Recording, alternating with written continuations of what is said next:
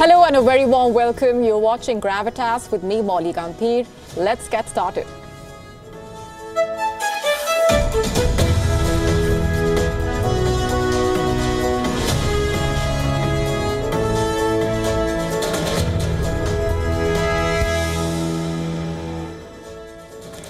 Tonight on Gravitas, we tell you all about the sophisticated plot carried out to infiltrate the Hezbollah, with the Hezbollah chief now saying Israel has crossed all red lines after the device blast. What lies ahead for the region?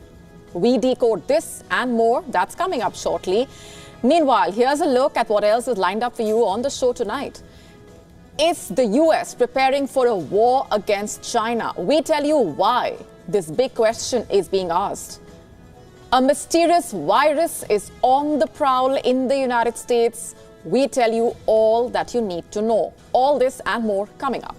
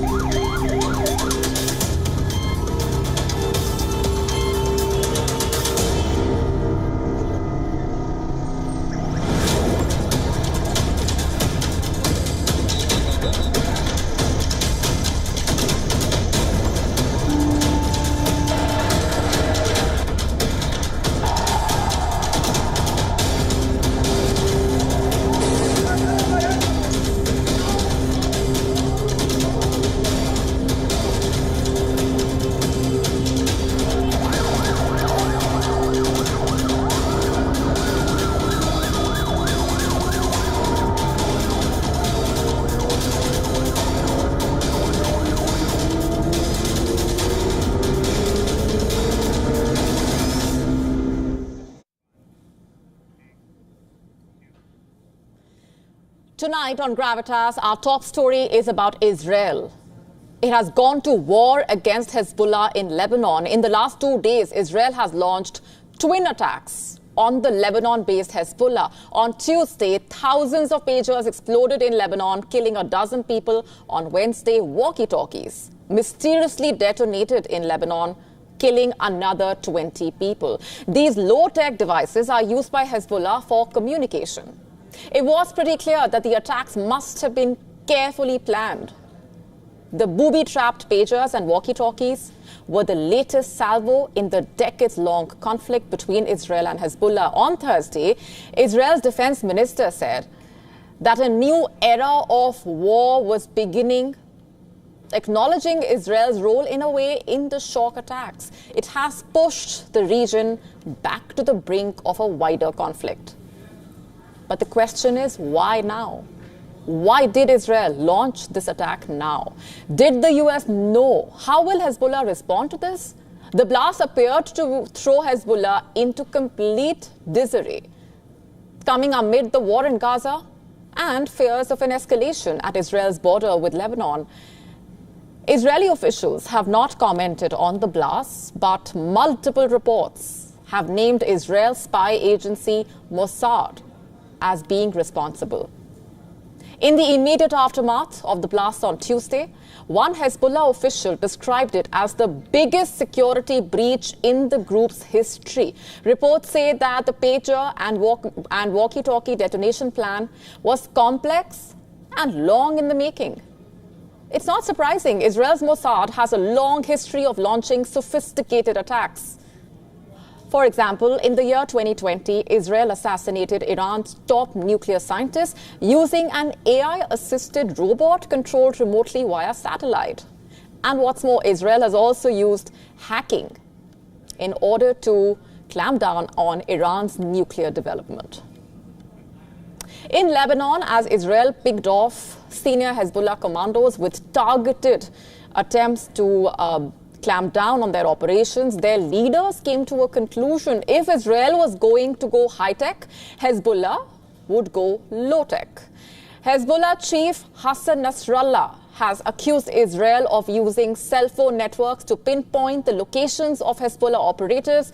Nasrallah has been pushing for years for Hezbollah to invest instead in pagers. They are low-tech and they also have limited capabilities to receive data without giving away a user's location or any other compromising information as such. Of course, Israeli intelligence officials saw this as a huge opportunity. According to an explosive report in the New York Times, Israel set a plan into motion even before Hezbollah announced plans to expand the use of pagers. Israel's plan basically would see the establishment of a shell company, which would pose as an international pager producer as per the report. That company would be called BAC Consulting. It would be a Hungary-based company that would be in contract to produce the devices on behalf of a Taiwanese company called Gold Apollo. But in fact, this was an Israeli front. 2 more shell companies were also created. They would basically help mask the real identities of the people creating the pagers. Who were the creators, you ask? The Israeli intelligence officers. BAC reportedly produced pagers for Hezbollah separately. They contained batteries laced with the explosive PETN. These pagers containing explosives began shipping to Lebanon in the summer of 2022, according to the report. After Nasrallah denounced cell phones, the production of these pagers was reportedly ramped up. According to the report, Nasrallah has issued a ban on the use of cell phones during meetings of Hezbollah operatives. He emphasized that the details of Hezbollah movements and plans should never be conveyed using cell phones. Instead, he has instructed Hezbollah members to carry pagers at all times. In the event of war, these pagers would be used to direct fighters to their designated locations. And so over the summer, shipments of the pagers to Lebanon reportedly increased. Long story short, to Hezbollah, these pagers were a defensive measure. But you see, for Israel, the pagers were like buttons. Buttons that could be pushed when the time seemed ripe.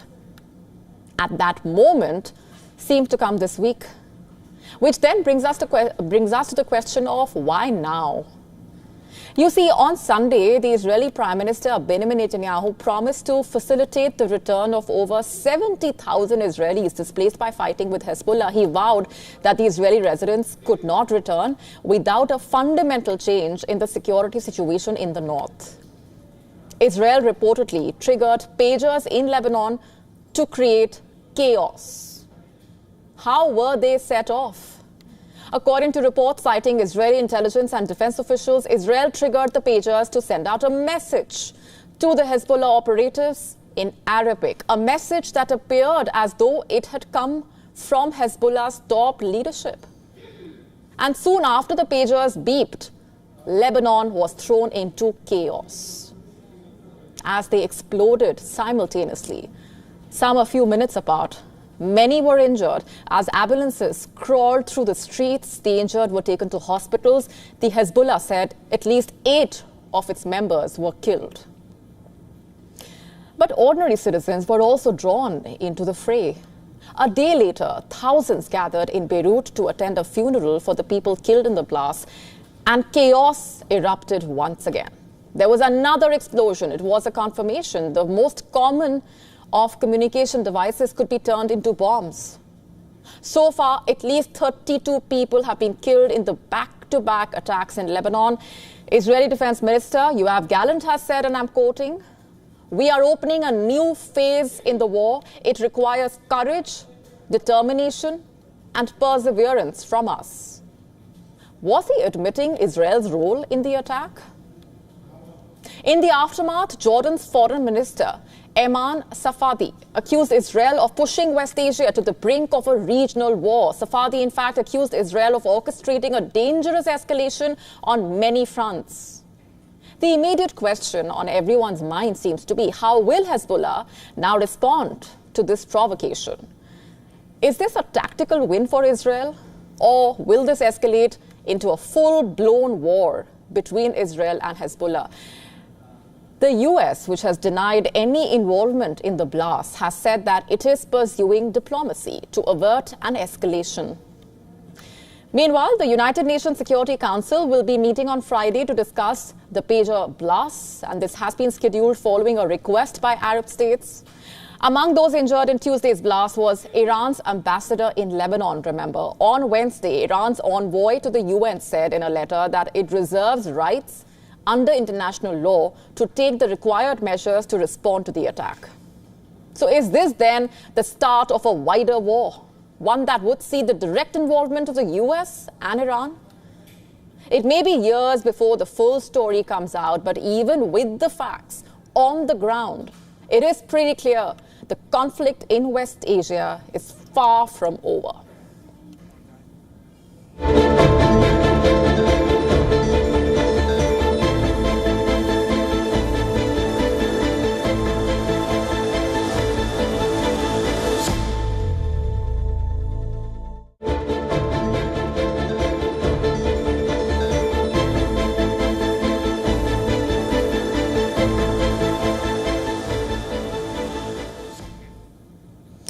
Which brand of politics is Justin Trudeau's favorite?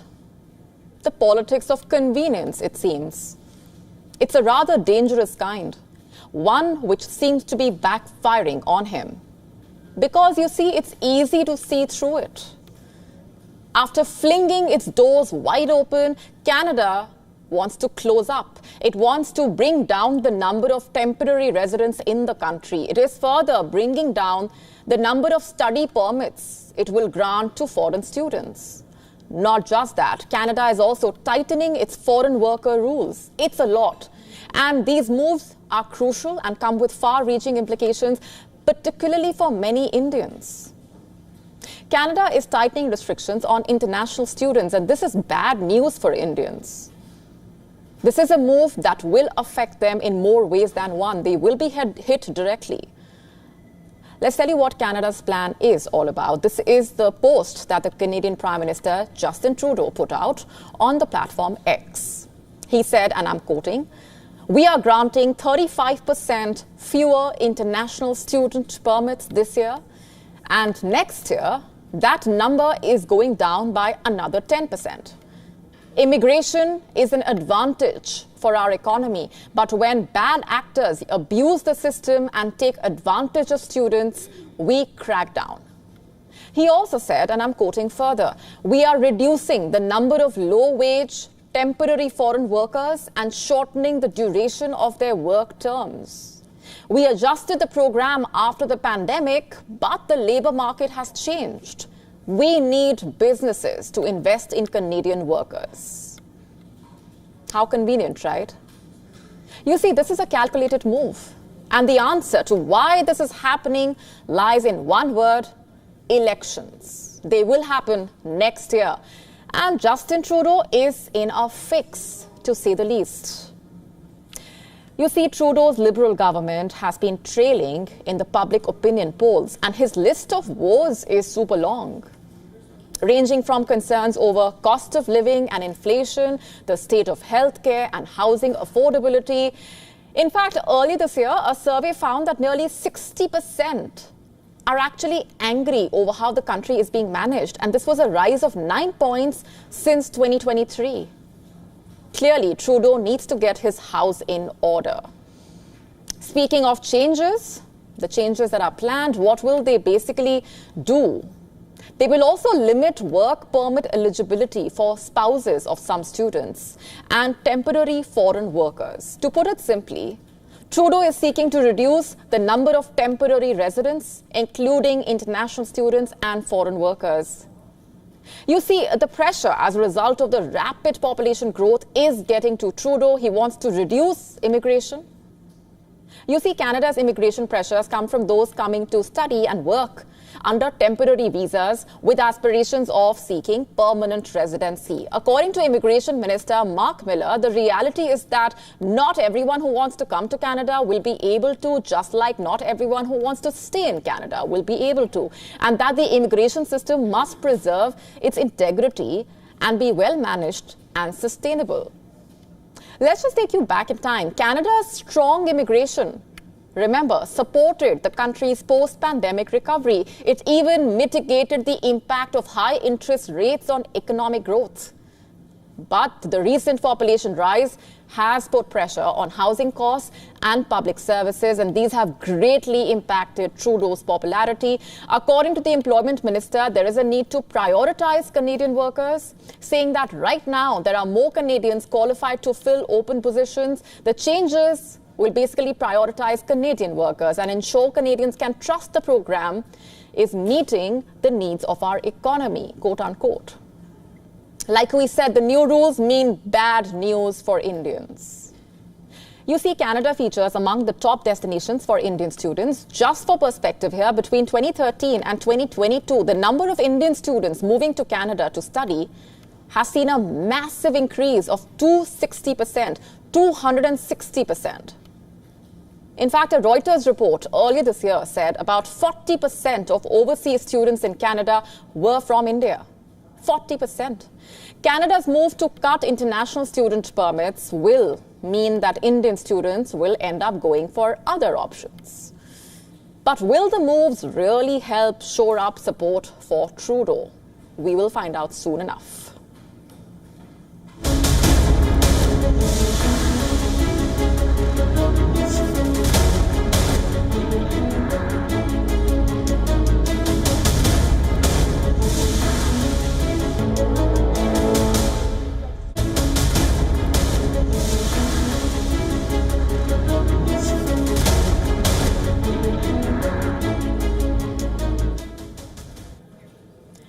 Meanwhile, in a high-stakes legal battle, pro-Khalistani Gurpatwant Singh Pannu has filed a lawsuit in a U.S. court for alleged attempts on his life. He is trying to claim damages from the Indian government that, remember, has designated him as a terrorist. And in response, the U.S. court has summoned the Indian government to address these accusations. India's Ministry of External Affairs has weighed in, labeling Pannu's accusations as completely unwarranted and unsubstantiated.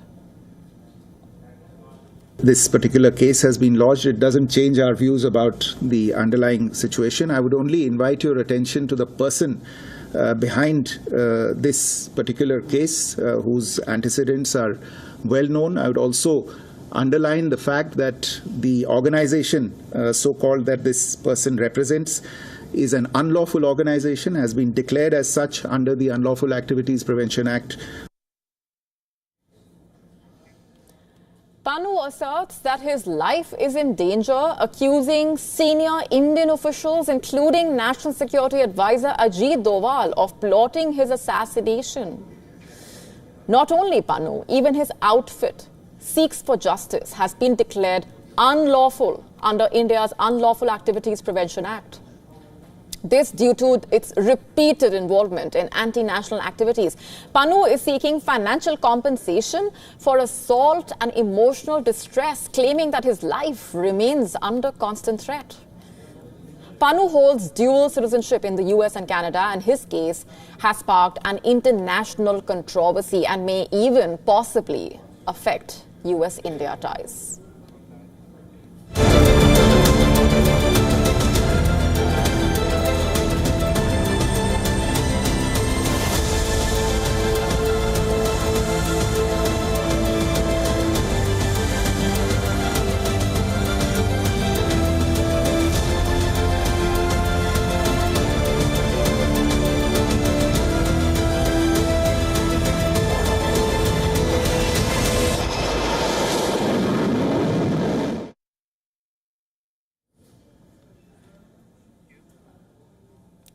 Our next story is about the United States. It has placed a missile system in the Philippines as tensions with China go up. A missile system that can fire cruise missiles with range exceeding 1,600 kilometers. Missiles that can basically strike targets directly in China. Is the US preparing for war with China? It does look like it. The missile system had been deployed on the northern island of Luzon, facing the South China Sea. It is close to the Taiwan Strait. Latest satellite images taken by Planet Labs showed the Typhoon at the Laoag International Airport in Ilocos North province. You see, according to reports, the United States has no immediate plans to withdraw a mid-range missile system that was deployed at a location in North Philippines despite Chinese demands. It's called the Typhoon system, and it was brought in for the joint exercises earlier this year, but it has remained there. According to Philippine officials, Filipino and U.S. forces continue to train using it. The Southeast Asian archipelago of the Philippines, which is also Taiwan's neighbor to the south, by the way, is an important part of America's strategy in the region. In the event of war, the Philippines would be an indispensable staging point for the military to aid Taiwan. Of course, China is not happy with the American move. China and Russia have condemned the first deployment of the system to the Indo-Pacific and accused Washington of fueling an arms race. On Thursday, in fact, China's foreign ministry said that Beijing was very concerned about the U.S. plan to keep the system in place. China is gravely concerned about relevant reports. With regard to the deployment of the mid-range missile system in the Philippines by the United States of America, China has repeatedly and sternly stated its opposition. We urge the countries concerned to face up to the voices of the countries in the region, rectify their wrongdoings as soon as possible, stop provoking military confrontation, withdraw the missile system as soon as possible in accordance with their previous public commitments, and refrain from going further and further down the wrong path. The deployment comes as China and the Philippines clash over parts of the hotly contested South China Sea. In recent months, there have been a series of sea and air confrontations in this strategic waterway. As recently as the 31st of August, China and the Philippines accused each other of ramming their ships in a disputed area of the South China Sea. Footage released by the Philippine Coast Guard showed multiple collisions between the two ships in the South China Sea. According to Philippine Army spokesman Colonel Louis de Mala, training was ongoing and it was up to the U.S. Army Pacific to decide how long the missile system would stay. The Philippine Army had said the Typhoon could stay beyond September. Soldiers trained with it as recently as last week. The U.S. and the Philippines are reportedly testing the feasibility of using the missile system there in the event of a conflict. They are testing how well it works in that environment. The Typhoon missile system can launch missiles including SM-6 missiles as well as the feared Tomahawks that has a range exceeding 1,600 kilometers or 994 miles. The U.S. Army reportedly flew the Typhoon to the Philippines in April in what is called a historic first and a significant step in partnership with the Philippines. Now, there is no immediate plan to withdraw it. Senior U.S. officials cited by Reuters say that the objective of keeping them there is to, quote-unquote, give them sleepless nights. Let me say that again. Give them sleepless nights, quote-unquote. By them, they mean China, of course. The official, in fact, said that there was strategic value for the Philippines in keeping the system to deter China. Amid tensions with China around Taiwan and the Indo-Pacific region, basically, the U.S. has been amassing a variety of anti-ship weapons in the region. Washington is trying to catch up quickly in a way to a missile race in which China has currently got a big lead. Although it's not clear just how many will be deployed in the Indo-Pacific region, U.S. government documents outlining military purchases say that more than 800 SM-6 missiles are due to be brought in the next 5 years. China has denounced the deployment of the Typhoon several times, including in May, when the spokesperson for China's defense ministry accused the Philippines and the U.S. of bringing huge risks of war into the region.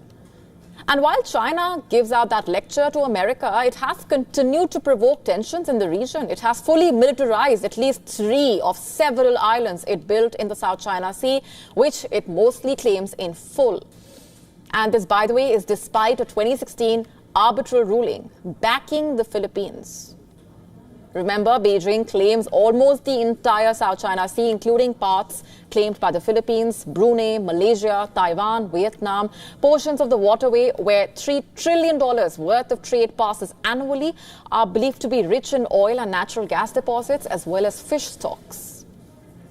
To confront the Chinese threat, the Philippines is modernizing its military. India, for that matter, has also delivered its supersonic cruise missiles to the Philippines in a bid to arm the country against China. But you see, it does not end with placing a missile system at China's doorstep in a way. The US war plan also seems to include reviving old World War era bases. According to a new report, that's exactly what America is doing at a small island in the Pacific. An overgrown airfield, which was once instrumental in America's role in ending World War II, is now being reclaimed by the US Air Force for a possible future fight with China. We are talking about the remote island of Tinian. It is less than 40 square miles. It is one of the 3 principal islands in the northern Mariana Islands, which is a string of sparsely populated islets in the western Pacific Ocean.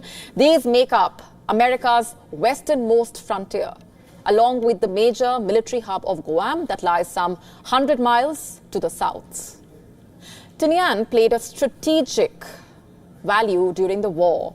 Due to its proximity to Tokyo, Japan, Tinian became a staging base to launch bomber attacks on Japan, and it is, by the way, at a similar distance to China. Now, the US Defense Department is reopening it to help America in the event of a war in the future. Just a little background here. After the Allies captured Tinian in 1944, the US Navy immediately began constructing what was then the world's largest airbase. It was built over existing airstrips for smaller Japanese fighter planes. It was called the North Field Airfield. It had 4 8,500-foot runways and hearth stands that used to support up to 265 B-29 Superfortress bombers.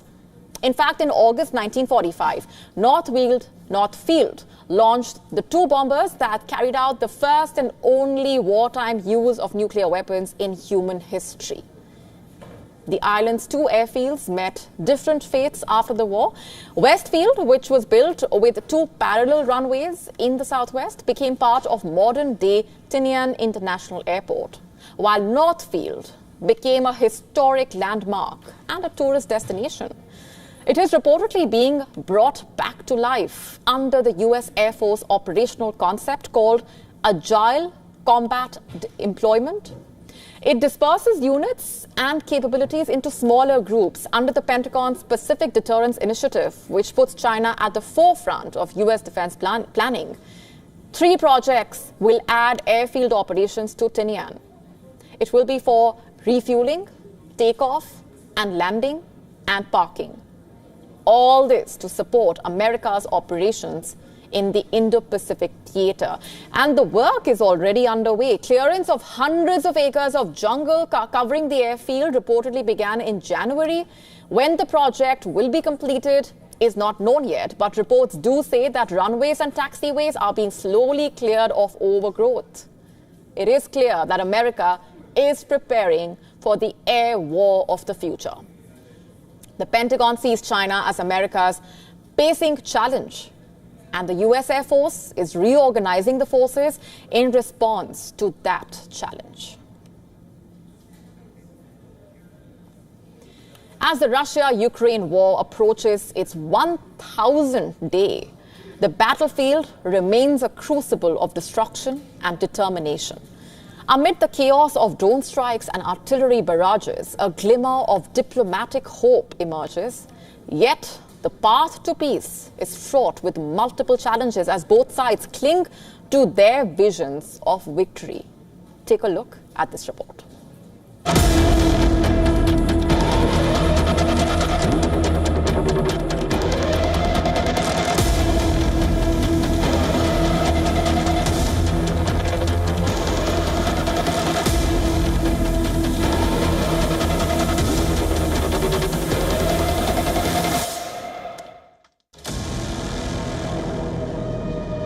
On the front lines, Russia and Ukraine are trumpeting their successes.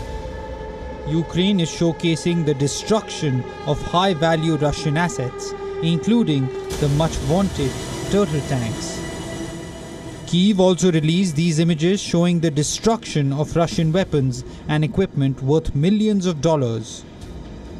Moscow is countering with footage of its air defenses neutralizing Western-supplied Storm Shadow missiles and its artillery pummeling Ukrainian positions, while its ground forces are raining missiles on Ukrainian positions.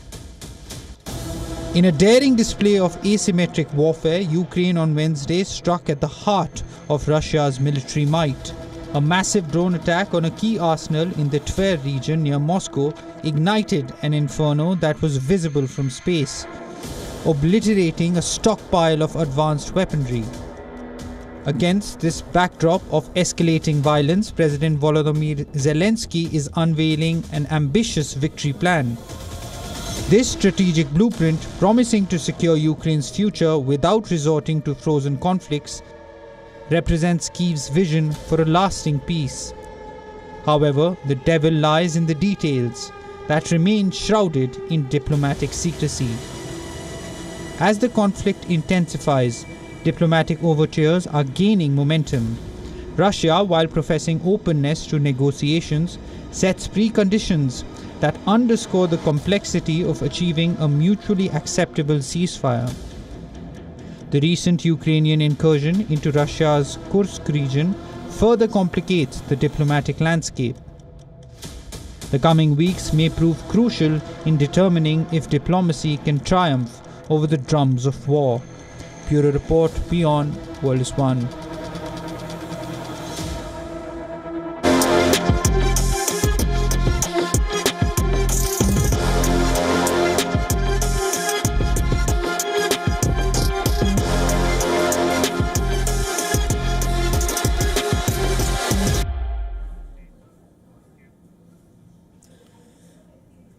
Let's now talk about the US electoral battle. It is heating up. The question is, will Trump trump the opinion polls? Can he defeat the opinion polls? As per Gallup's latest September 3 to 15 poll, nearly identical percentages of US adults rate Donald Trump and Kamala Harris favorably, 46% for Trump and Kamala Harris with 44%. But Trump's unfavorable rating is 7 percentage points higher than his favorable score. What about Harris? 10 points higher. You see, the rise in Harris's favorability after her nomination as the presidential nominee has moderated in a way. Meanwhile, Trump's favorability is up 5 points since last month, returning to the level he was at in the month of June. Here's another interesting development. In case you weren't aware, the International Brotherhood of Teamsters is one of the most prominent and influential unions in the country. It is a 1.3 million member union. And according to it, it will not endorse any presidential candidate this year. The thing is, it has endorsed Democratic presidential candidates in recent cycles. 1988 was the last time it supported a Republican, then Vice President George H.W. Bush. Meanwhile, the most recent Morning Consult poll shows Kamala Harris's lead over Trump in the polls has reached all-time highs. Also, quite interestingly, a Fox News national survey shows Harris with an advantage over Trump. For those following American politics closely, this is a crucial takeaway. The survey found more voters believe Harris would benefit the middle class, and she appears to have support from Hispanic and independent voters. Let's also tell you about the data released by the Quinnipiac University. According to a statement by the university polling analyst Tim Malloy, 3 crucial swing states wave a red flag at the Trump campaign. So can Trump defeat the opinion polls? Depends on who you ask. The numbers and the takeaways for now make for a very interesting story. And guess what? Who wants to be a part of this story? Iran. You heard that right. The FBI and other US intelligence agencies have released findings. According to them, Iranian hackers have continued efforts to influence the 2024 presidential election, with stolen information from former President Donald Trump's campaign being sent to individuals associated with Biden's campaign before he dropped out of the race. In a statement, U.S. intelligence agencies have said Iranian malicious cyber actors in late June and early July sent unsolicited emails to individuals then associated with Biden's campaign that contained an excerpt taken from stolen, non-public material from former President Trump's campaign as text in the emails. According to investigators, there is currently no information indicating those recipients replied.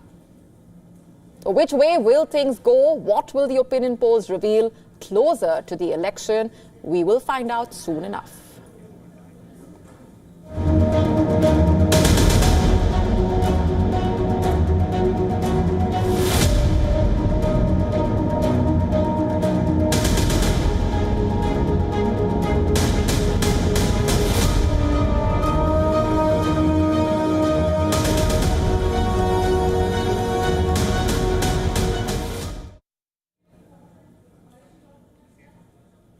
Pakistan's dual tilt towards the US on one hand and Washington's arch rival China on the other is well documented. But damage control on both sides is proving to be an uphill challenge, to say the least.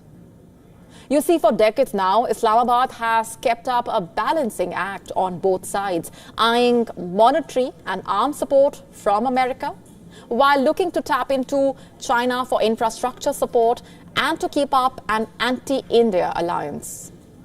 Recent developments indicate that with Pakistan's US gamble failing to pay off in the Biden era, post Donald Trump's exit in 2020, Islamabad has become increasingly frantic in its efforts to repair ties with China. Leaked documents reveal plans to grant China approval for a military base at the port of Gwadar. The move effectively authorizes joint Chinese military operations inside Pakistan and has been a long-standing demand from China. Pakistan, that is much weakened by political infighting and the economic crisis, reportedly gave in to this Chinese demand in January this year. Let's just understand this. Just why is Gwadar so strategically significant? Why is it so important? And why has China had its eyes on it for so long?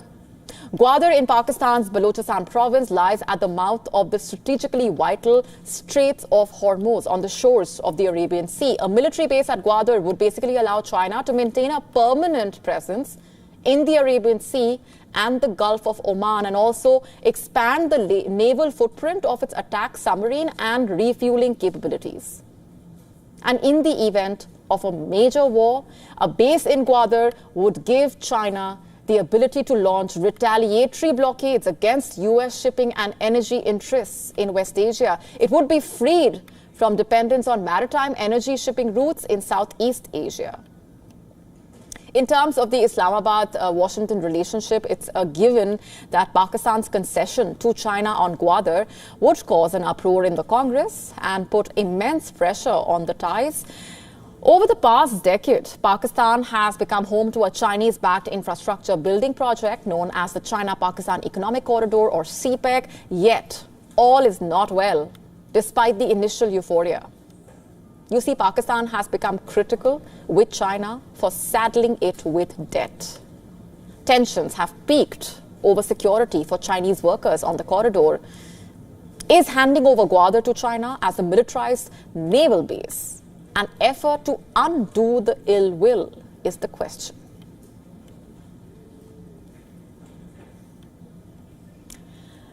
We now take a closer look at how Mamata Banerjee seems to be driving West Bengal's economy down. A new report from the Economic Advisory Council to the Prime Minister highlights West Bengal's troubling economic decline under her leadership. So what really went wrong with the Mamata Banerjee government? Let's decode that for you in this report.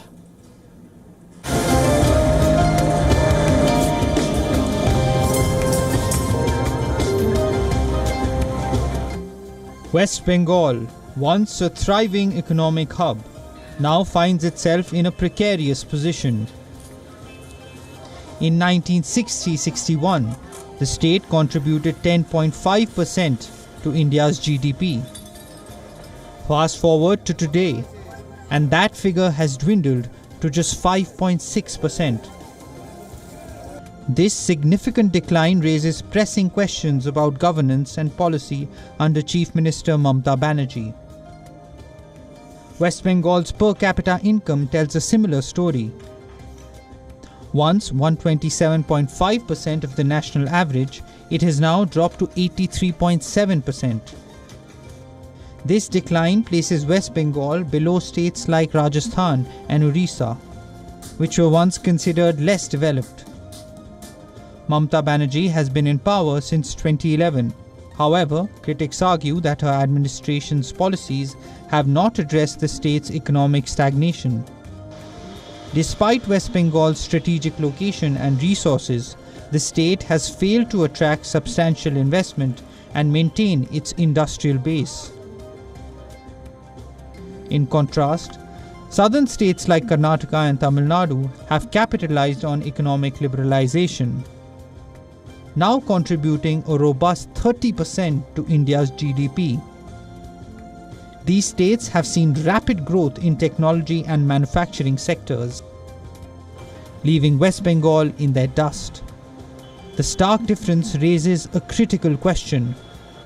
What has gone wrong in West Bengal? Experts point to the political climate and a shift in industrial policies post-liberalization as possible reasons for the state's decline.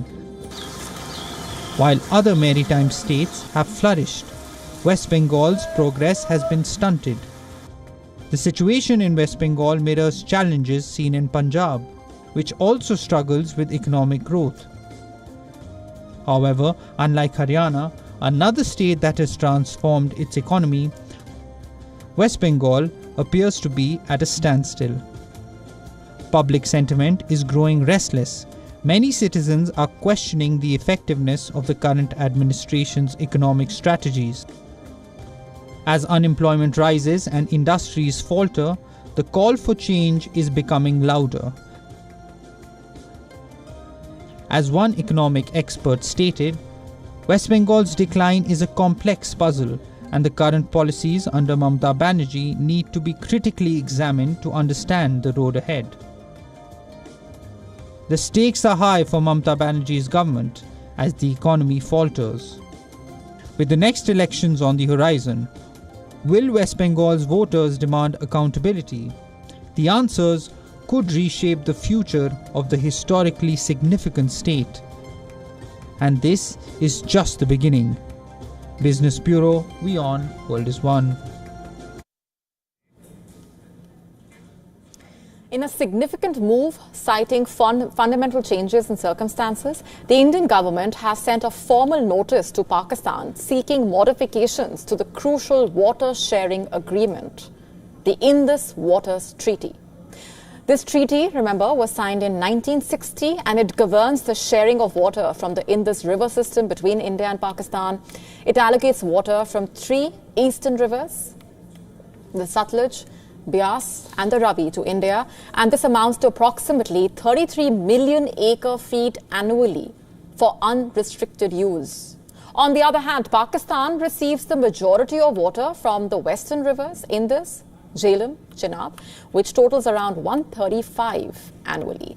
This water is crucial for agriculture, especially in Pakistan's Punjab province. India has a right, remember, to develop hydroelectric projects on these western rivers, but with strict design and operational criteria.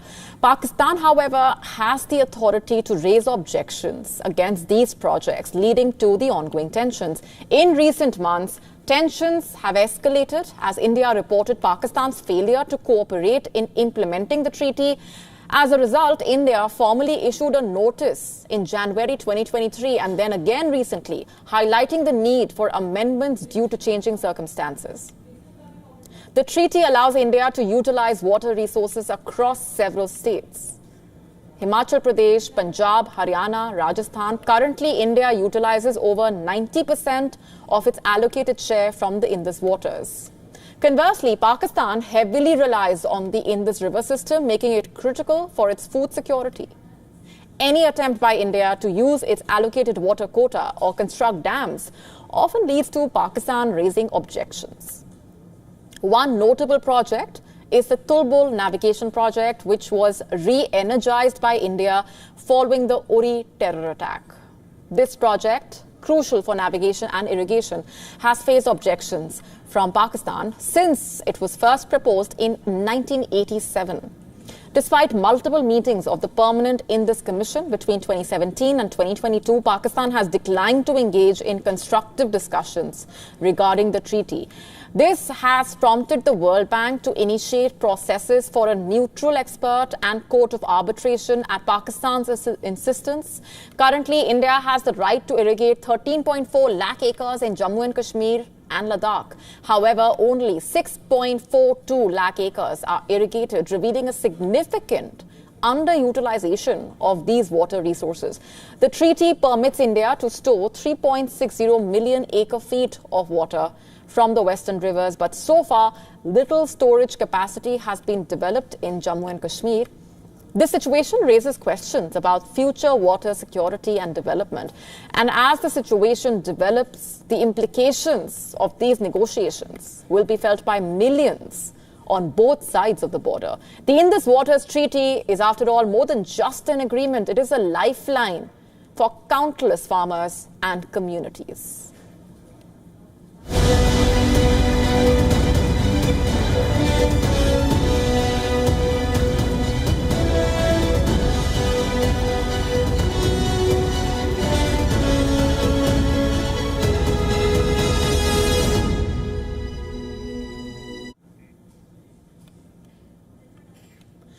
A respiratory virus that has the potential to cause paralysis in children is making a concerning return across the United States. While not yet widespread, the rise in infections has caught the attention of health officials, raising fears of the threat of a rare polio-like illness. The resurgence of the enterovirus D68, a virus linked to severe neurological damage in children, is causing significant concern among health experts.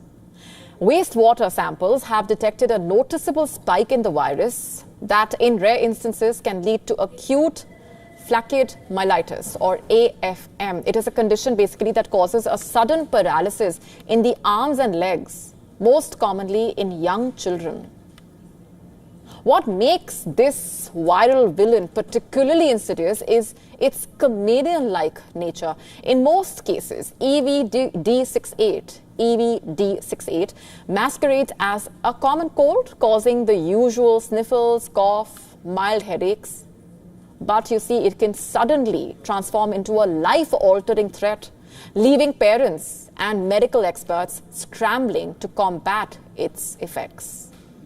Since there is no cure or specific treatment for AFM, the affected children can face long-term disability even after years of rehabilitation. This virus first gained prominence in 2014 when it unexpectedly led to a surge of AFM cases, leaving many children with lasting paralysis. What's concerning now is the virus's return after a relatively quiet period during the COVID-19 pandemic. The lockdowns drastically reduced the spread of viruses, including EVD68. However, as the restrictions eased, infections have started to climb once again. The virus may have evolved, or the population may now have different levels of immunity, making it rather difficult to predict how severe the situation might actually become. Perhaps the most frustrating aspect for both families and physicians is the lack of a silver bullet. There is no magic cure or targeted treatment for the paralysis induced by the virus. Experts say that even with years of grueling physical therapy, many children are left to navigate life with permanent disability, their future irrevocably altered by an encounter with this microscopic monster. On September 18, exiled Tibetans and devotees gathered for a heartfelt prayer service for their spiritual leader, the Dalai Lama, focusing on his longevity and well-being. Thousands of devotees converged at a temple in India, Dharamshala, where they offered prayers and good wishes for his fast recovery following his successful knee surgery. Take a look.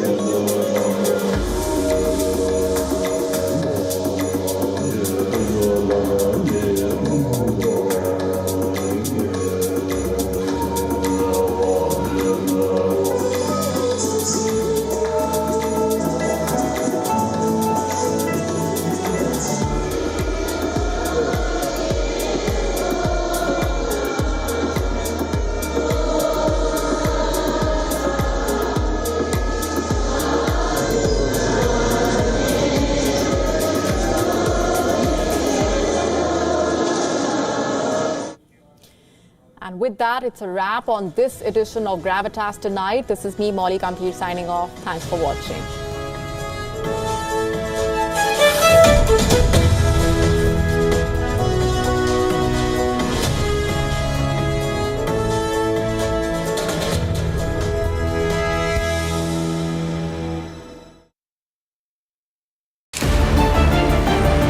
Senegal to vote in snap parliamentary elections in mid-November after President Bassirou Diomaye Faye dissolved the opposition-dominated chamber, a move he's banking on to implement his policy agenda. 3 Americans are among 37 people sentenced to death in the Democratic Republic of Congo over what the army says was a coup attempt. A military court handed the sentences to 37 out of 51 defendants, including a Belgian, Briton, and Canadian, all naturalized Congolese. And a vibrant artwork and powerful solo drama Iloya unfolded on stage in Nigeria, shedding light on the realities people face while pursuing their dreams and how they make peace with the outcomes. That's this week on World of Africa, at these times on WION. World is One.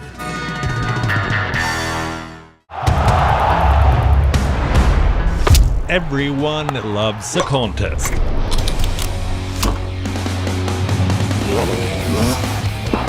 But sport isn't just about victory and defeat. When the GOATs in sport speak, you hear it first on WION. You have to play good cricket over a period of time. I should push myself right out of the damn tournament. We go beyond the stats. Our stories are quoted the world over. At WION, sport is part of our DNA. Come, join us on this journey. Weekdays 6:30 PM IST, 1 PM GMT.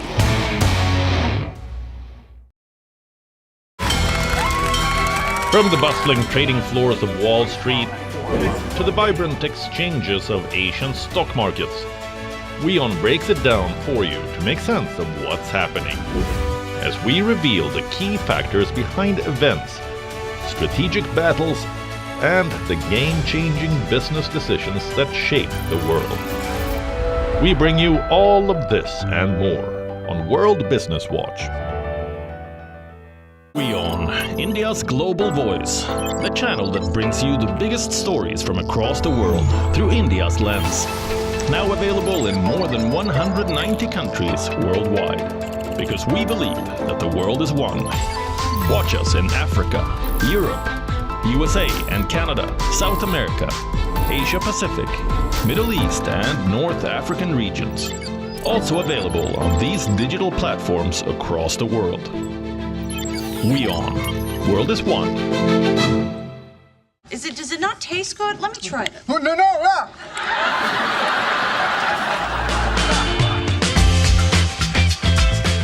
As Friends turns 30, we tell you how the show is a pop culture phenomenon. Get a sneak peek into unique celebrity collections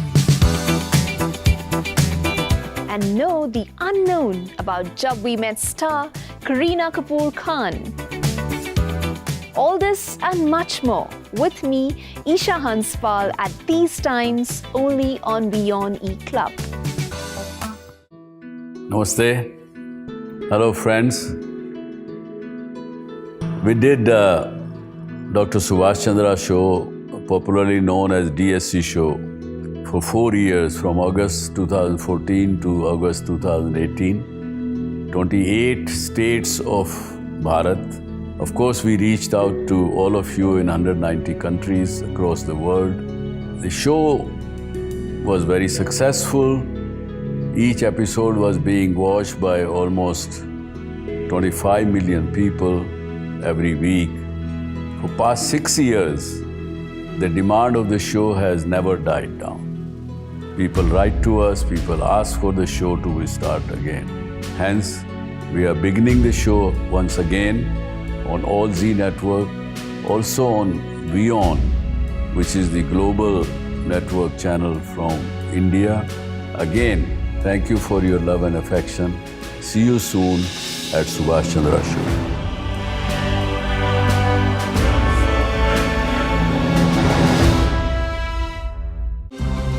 To bring the benefits of the Subhash Chandra Show to your educational institution, teachers and students, send an invitation to Juhi Jha at juhi@such.org.in.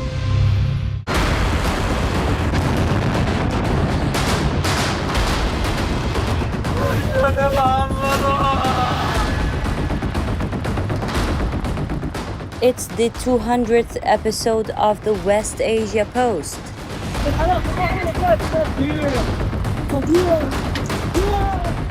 From the start of our series and up until now, our weekly show where we bring you your weekly dose of stories coming out of West Asia. We have chronicled the diverse, complex events in West Asia. 50 and more people are still missing. Detailing, analyzing, and explaining the developments that contribute to making West Asia one of the most volatile regions in the world. In this episode, we decode the biggest security attack on Lebanese soil. Beyond the near-daily missile and rocket assaults, personal communication devices have been lethally hacked. We also get you the latest on Gaza ceasefire talks. Delve into Iran's diplomatic standing in the world. Watch the West Asia Post with me, Radi Francis, only on WION. World is One. Know more, understand better, think ahead. Hello and a very warm welcome. You are watching Gravitas with me, Molly Gambhir.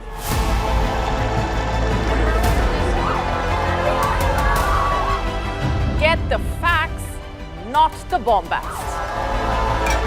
On the 26th of March, dynamic pricing, Baloch separatists, Gravitas cuts out the clutter. Gravitas keeps calm when others scream. Gravitas brings news to life.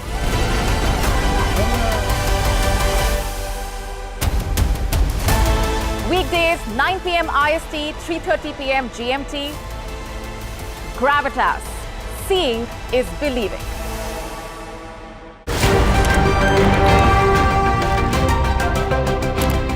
Ready to dive into your daily dose of news? Bringing you what's trending in the West and all that's setting trends in the East. And all of this served up with a side of insightful banter. We don't just bring you the latest stories. We bring you your talking points for the day. And while you do that, from the busy streets of New York, I will provide you with deeper insights on the developments through the course of the day in the U.S. And I will be here at the WION headquarters, getting you all the action from the universe of sport. All that you need to know about your favorite teams and players right here. The show that keeps you ahead of the global curve. A conversation you'd want to be a part of. A place where news becomes an engaging exchange. We bring you stories that impact your present. This is World DNA. Join the conversation.